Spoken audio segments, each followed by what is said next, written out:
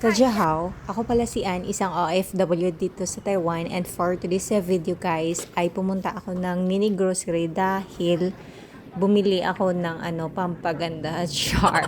Hindi, bumili ako dito ng facial wash kasi naubusan na ako, and then pagpunta ko dito, syempre muna ako dito, naglibot-libot kasi maraming mga bilihin pero pera na lang yung kulang, and then dito ako nagtingin sa cake dahil tinitingnan ko yung presyo ng favorite cake ko dito. Hindi ako dyan bumili ng cake.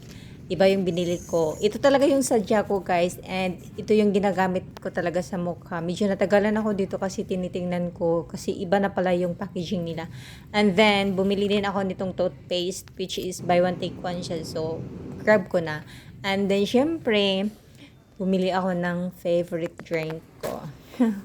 Ito. And then, dito ako sa mga tinapay, nagtingin-tingin lang ako kasi gusto kong makatikim ng basta yung hinahanap ko yung lasang Pinas pero wala akong makita.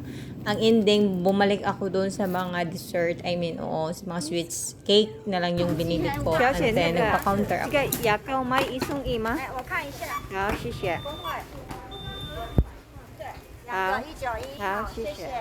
At yun lang mga binili ko, umuwi na agad ako. Thank you so much for watching.